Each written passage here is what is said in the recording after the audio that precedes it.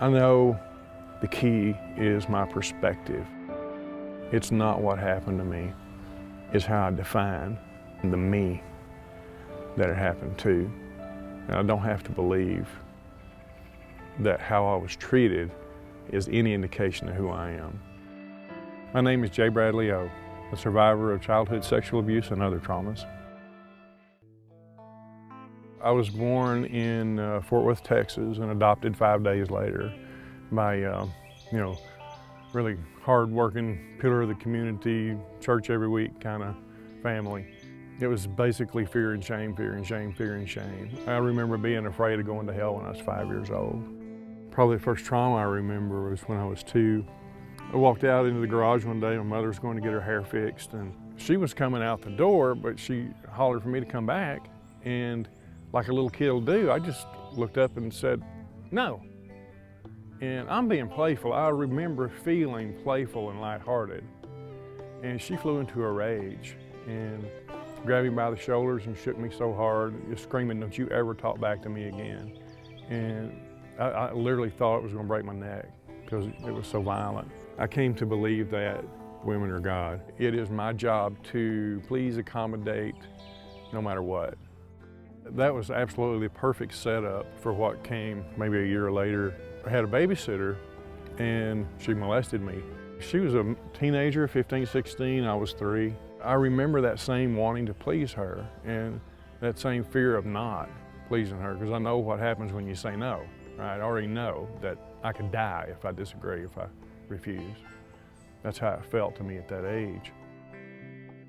My babysitter, she had the round face and wide eyes.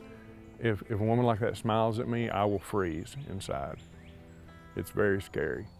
And if I don't know why they're smiling, if I don't know why they're friendly, if anybody acts like they're interested in me, then I want to run the other way. And it's not because I'm not man enough to handle it, it's because I'm reliving what I experienced as a kid. And I think a lot of people don't understand that. Elementary school, I remember that as being a nightmare. You know, there's wild animals roaming around, but you don't know when they're going to strike. You just know that they are. There was this one guy in particular. He was as mean a human being as I ever met. He actually, molested me in the tall weeds behind the gym. I remember other kids laughing while he was hurting me. And that's probably the most violently traumatic thing I remember. And I only remember bits and pieces because it's like my psyche shattered. I was just a sweet, naive, innocent little kid. And I think he just couldn't handle that reflection. I think that triggered his shame. And he couldn't stand being reminded of something he couldn't experience. And so he lashed out violently. I actually think my mother treated me the same way for the same reason.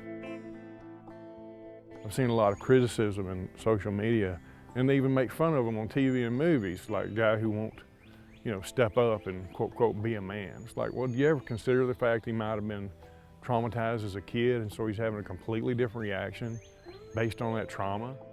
And all the messages I got and all the role models I saw, that's it. Just like you have this tiny little narrow box, and you either fit in it. If you fit in it, you're good, you're right, you're appropriate.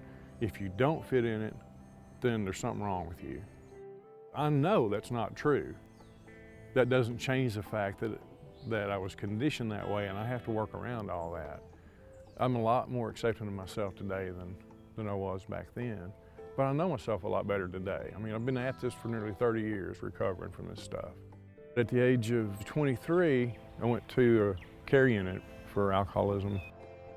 All the time I thought my alcoholism was, just this chemical issue or biological issue. It was really me trying to compensate for the trauma that I'd suppressed.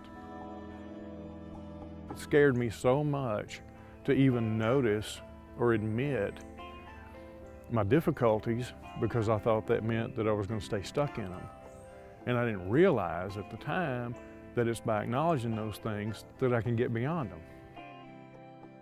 I was in a recovery group, and I was in a company of these masculine, angry men.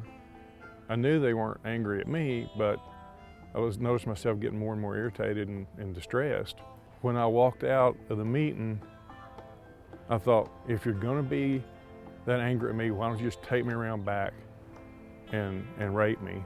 And when I said that, I remembered that happening when I was a kid. And I had an instant emotional flashback and dissociated. I was like weeks staring into space. I was that kid again.